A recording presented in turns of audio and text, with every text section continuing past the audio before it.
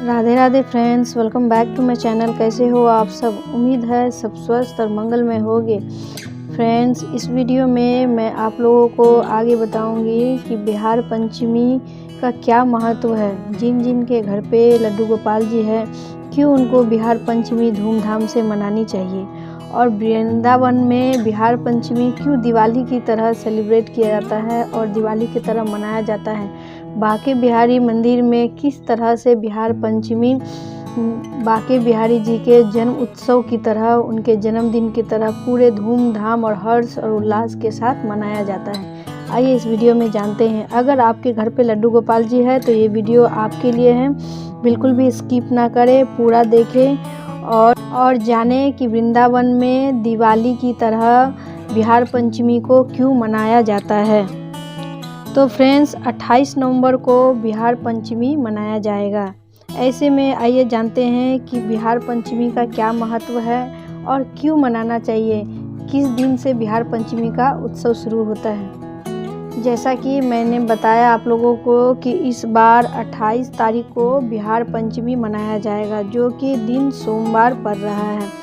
तो फ्रेंड्स, बिहार पंचमी के दिन ही माता सीता और भगवान राम का विवाह उत्सव के रूप में भी हम लोग मनाते हैं, क्योंकि उस दिन ही हमारे राम जी हमारी माता सीता से उनका विवाह संपन्न हुआ था। जिस वजह से अयोध्या में बिहार पंचमी माता सीता और भगवान राम के सालगिरह के रूप में बड़े ही धूमधाम से मनाया जाता है। और इस दिन पूरे अयोध्या में दिवाली का माहौल रहता है। हर साल मार्गशीर्ष माह के शुक्ल पक्ष की पंचमी तिथि को बिहार पंचमी के रूप में मनाते हैं। बिहार पंचमी सोमवार को पड़ रही है और बिहार पंचमी के दिन बांके बिहारी जी का जन्मदिन मनाया जाएगा। तो फ्रेंड्स, इस दिन आप अपने घर में विराजित बाल गोपाल का भी जन्म उत्सव मनाएं। अगर आप बांके बिहारी के मंदिर के रूल को मानते हैं तो बाल गोपाल के लिए भी उस दिन बिहार पंचमी बहुत ही खास करें। उस दिन उसको पंचामृत से स्नान कराएं, अपने बाल गोपाल का श्रृंगार करें, अच्छे से उनको नए वस्त्र धारण करवाएं।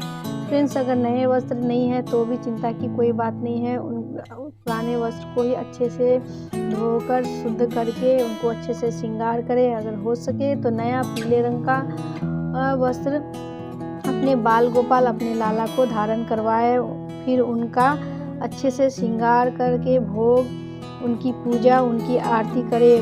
2-4 बैलून भी फुला दे, क्योंकि इस दिन हमारे बांके बिहारी जी का जन्मदिन है। तो हमारे लाला भी हमारे बांके बिहारी है, तो अपने लाला के लिए बैलून ज़रूर फुलाए, क्योंकि बच्चों को बैलून बहुत पसंद होता है। उस दिन सभी मंदिरों में देखेंगे, राधा कृष्ण मंदिर में, बांके बिहारी मंदिर में बैलून से सजावट की जाती है और विशेष तौर पर हलवे का भोग लगाया जाता है। तो फ्रेंड्स, आप भी अपने लाला को हलवे का भोग ज़रूर लगाएं।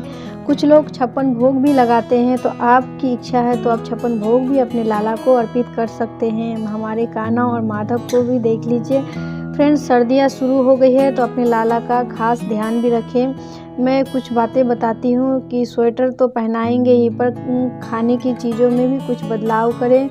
गर्म चीज़ों का भोग लगाएं। फ्रेंड्स, तिल से बनी चीज़ों का भोग लगा सकते हैं, गुड़ से बनी हुई चीज़ों का, लाई मिठाई भोग लगाएं। और फ्रेंड्स, आप जैसे कि बादाम, काजू, इन सब चीज़ों का भी भोग लगा सकते हैं। सुबह के समय में इन चीज़ों का भोग अवश्य लगाएं।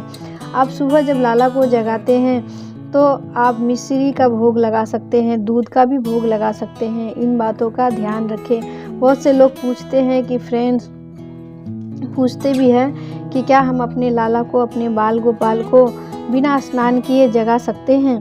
तो फ्रेंड्स, अगर आप शुद्ध हैं तो आप अपने बाल गोपाल को अगर बाल रूप में अपने बच्चे के रूप में विराजित कर रखा है तो आप सिर्फ कपड़े को बदलकर अपने बाल गोपाल को जगा सकते हैं। लेकिन अगर स्नान करके अपने बाल गोपाल को जगाए, उनकी पूजा करें, उनको भोग लगाए तो ये बहुत ही अच्छा है। फ्रेंड्स, लेकिन अपने अपने भाव, कहते हैं ना, कर्माबाई की कथा तो आप लोगों ने सुनी ही होगी कि वो भक्ति में इतना लीन रहती थी कि उन्हें सुध बुध रहता ही नहीं था।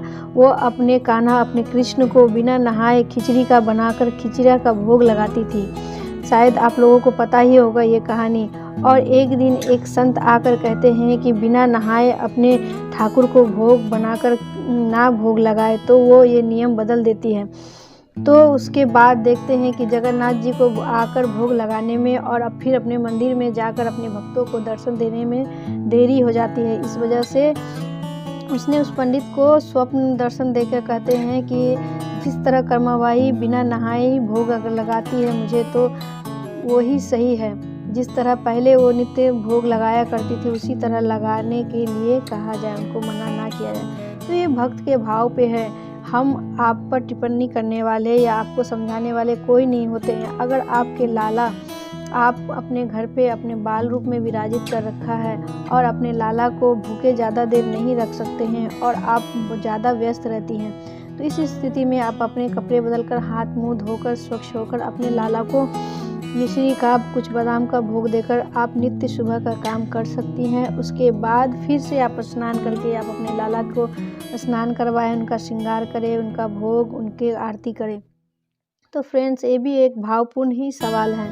तो आइए जानते हैं बिहार पंचमी के बारे में। बिहार पंचमी में आप अपने लाला का विशेष दिन यानी उत्सव के तरह अपने घर पे ज़रूर से ज़रूर मनाएं। इससे लाला अपने बाल गोपाल की कृपा, अपने कृष्ण की कृपा आप सब पर सदा बनी रहेगी। आइए जानते हैं कि बिहार पंचमी का जो उत्सव है यानी बिहारी जी का प्राकट उत्सव के पीछे क्या कथा है।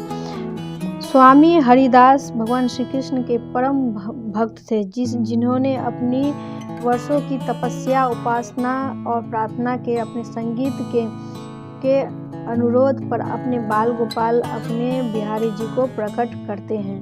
कहते हैं कि उनके अनुरोध पे ही स्वामी हरिदास जी के भक्ति से प्रसन्न होकर बाके बिहारी ने अपना स्वरूप को प्रकट किया है।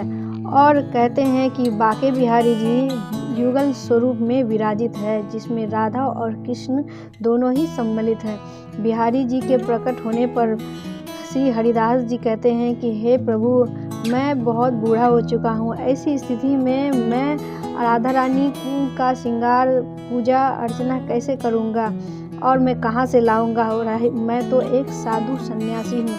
ऐसे में बाल गोपाल जो है बिहारी जी दोनों ही एक ही रूप में सम्मिलित हो जाते हैं, ताकि बिहारी जी के जो कि बिहारी जी के रूप में आज विद्यमान है। हरिदास जी के अनुरोध पर ही बिहारी जी हम मानव जन कल्याण के लिए आज बिहारी जी के रूप में हम सबके सामने रहते हैं। तो ऐसे में बिहारी जी को मूर्ति या फिर किसी तरह का या प्रतिभा समझने की गलती बिल्कुल ना करें, क्योंकि बिहारी जी जो है वो साक्षात हमारे कृष्ण और राधा हैं, हमारे राधा कृष्ण के सम्मिलित रूप है, जो कि हमारे स्वामी श्री हरिदास जी के कृपा के द्वारा ही हम सबको प्राप्त हुई है। ऐसे में बाके बिहारी के मंदिर में इसी दिन को बिहार पंचमी के रूप में बड़े धूमधाम से मनाया जाता है, क्योंकि बिहार पंचमी के दिन ही बाके बिहारी जी प्रकट हुए थे, जिस वजह से उनका जन्म उत्सव के रूप में उनका पूरा स्वागत किया जाता है। पूरे ब्रजमंडल को, पूरे वृंदावन को सजाया जाता है। तो फ्रेंड्स, चूँकि बाके बिहारी जी का जो जन्म उत्सव यानी प्राकट उत्सव जो है पहले निधिवन में हुआ था, बाद में बाके बिहारी के मंदिर में उनको स्थापित कर दिया गया भक्तों के जन कल्याण के लिए।